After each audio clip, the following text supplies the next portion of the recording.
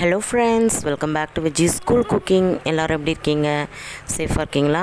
இன்றைக்கான குக்கிங் வீடியோவில் நம்ம பீட்ரூட் வச்சு ஒரு சூப்பரான அல்வா செய்ய போகிறோம். ரொம்ப டேஸ்ட்டாக இருக்கும். பிகினர்ஸ் கூட ஈஸியாக இதை செய்யலாம்.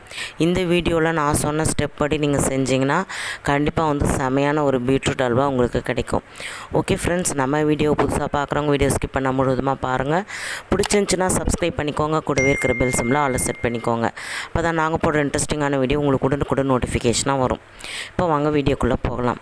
நான் ஒரு 2 பீட்ரூட் எடுத்திருக்கேன் இந்த சைஸ்க்கு. இது தாராளமாக ஒரு 2-3 பேர் சாப்பிடலாம் இதில் செய்கிற அல்வாவை.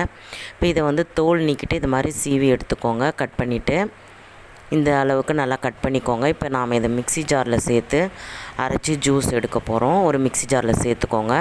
முதல்ல தண்ணி ஊற்றாமல் கொஞ்சம் குறைப்பாக அரைச்சி எடுத்துக்கோங்க. அதுக்கப்புறம் ஒரு 1/4 கப் அளவுக்கு தண்ணி விட்டால் போதும். இப்போ இதை நல்லா திக்காக நல்லா வடிகட்டி எடுத்துக்கோங்க. அந்த ஜூஸை வடிகட்டி எடுக்கிற ஜூஸை ஒரு கப்பில் அளந்துக்கோங்க. 1 கப் வர அளவுக்கு அளந்து எடுத்துக்கோங்க. இப்போது ஸ்டவ் ஆன் பண்ணிக்கலாம். ஒரு கடாய் வச்சுக்கோங்க. 1 டேபிள் ஸ்பூன் அளவுக்கு நெய் சேர்த்துக்கலாம். நெய் நல்லா உருகினதும் நாம் முந்திரியை சின்ன சின்னதாக கட் பண்ணிவிட்டு நான் ஃப்ரை பண்ணி எடுத்துக்கிறேன். முந்திரி பருப்பு ஆப்ஷனல் தான், நீங்கள் வேணான்னா இதை ஸ்கிப் பண்ணிவிடுங்க. ஆனால் போட்டிங்கன்னா டேஸ்ட்டாக இருக்கும். இப்போ நல்லா ஃப்ரை பண்ணி எடுத்தாச்சு. இப்போ நான் இந்த கப்பில் ஜூஸ் அளந்துக்கிறேன். இந்த கப்பில் தான் மற்ற எல்லா பொருளுமே நீங்கள் அளந்துக்கணும். நான் இந்த கப்பால் 1 கப் அளவுக்கு ஜூஸ் அளந்து இந்த நெய்யில் சேர்த்துக்கிறேன். சேர்த்துட்டு இந்த ஜூஸ் நல்லா ஒரு 5 நிமிஷம் நல்லா கொதிக்கணும். அந்த பீட்ரூட்டோட ஜூஸோட பச்சை வாடெல்லாம் போகணும். அந்த அளவுக்கு நல்லா கொதிக்கணும். ஒரு 5 நிமிஷம் மீடியம் ஃப்ளேமில் வச்சுட்டு நல்லா கொதிக்க வச்சு எடுத்துக்கோங்க. இப்போ அது கொதிக்கட்டும். இன்னொரு பவுலில் நான் இந்த ஸ்பூனால் ஒரு 3 டேபிள் ஸ்பூன் அளவுக்கு கார்ன்ஃப்ளவர் எடுத்திருக்கேன். இதில் கொஞ்சமாக தண்ணி விட்டு இதை கரைச்சி எடுத்துக்கலாம். தண்ணிக்கு அளவு கிடையாது. நீங்கள் ஒரு 4-5 டேபிள் ஸ்பூன் விட்டு நல்லா தண்ணியை கரைச்சி எடுத்துக்கோங்க. தண்ணியாக கரைச்சி எடுத்துக்கோங்க. இப்போ பீட்ரூட் ஜூஸ் நல்லா கொதித்து பச்சை வாடை போயிடுச்சு. நம்ம எந்த கப்பால் பீட்ரூட் ஜூஸ் அளந்தோமோ அதே கப்பில் 1/2 கப் அளவுக்கு சர்க்கரை எடுத்துக்கலாம். 1/2 கப் அளவுக்கு சர்க்கரை பர்ஃபெக்டாக இருக்கும்.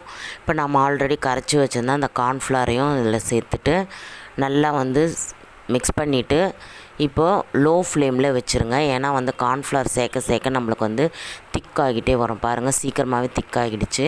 இப்போ இந்த ஸ்டேஜில் நெய் ஒரு 1/2 ஸ்பூன் சேர்த்துக்கலாம்.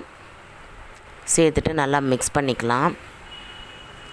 இப்போ ஒரு ஃப்ளேவருக்காக நான் இதில் 1 ஸ்பூன் அளவுக்கு ஏலக்காய் தூள் சேர்க்குறேன். நல்லா வாசனையாக மணமாக இருக்கும். சேர்த்துட்டு நல்லா மிக்ஸ் பண்ணிக்கோங்க. கூடவே நாம் வறுத்து வச்சுருந்த முந்திரியும் சேர்த்துக்கலாம்.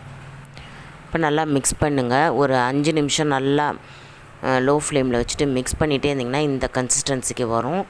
இப்போ நம்ம ஒரு பிளேட்டில் இதை சர்வ் பண்ணிக்கலாம். ரொம்ப ஈஸியான ஒரு அல்வா. குழந்தைங்க பீட்ரூட் சாப்பிட்லன்னா இப்படி ஒரு அல்வா செஞ்சு கொடுங்க. கண்டிப்பாக அவங்க சாப்பிடுவாங்க. பீட்ரூட் வாரத்தில் ஒரு முறையாவது நம்ம எடுத்துக்கணும். ஸோ பீட்ரூட் காயாக சாப்பிட முடியாதவங்க குழந்தைங்களுக்கு இப்படி நீங்கள் ஒரு அல்வாவாக செஞ்சு கொடுத்தீங்கன்னா கண்டிப்பாக அவங்க சாப்பிடுவாங்க. இதில் நெய்யும் நம்ம ரொம்ப குறைவாக தான் நம்ம யூஸ் பண்ணியிருக்கோம். ஜஸ்ட் ஒரு 1.5 ஸ்பூன் நெய் தான் யூஸ் பண்ணியிருக்கோம். ஸோ நீங்களும் ட்ரை பண்ணுங்கள். ட்ரை பண்ணிவிட்டு எனக்கு கமெண்ட்ஸில் எப்படி இருந்துச்சுன்னு உங்களுடைய ஃபீட்பேக்கை கமெண்ட் பாக்ஸில் ஷேர் பண்ணுங்கள். நெக்ஸ்ட்டு ஒரு இன்ட்ரெஸ்டிங்கான குக்கிங் வீடியோவில் உங்களை நான் சந்திக்கிறேன். Until then it's by from Viji. நம்ம சேனலில் சப்ஸ்கிரைப் பண்ண மறந்துடாதீங்க.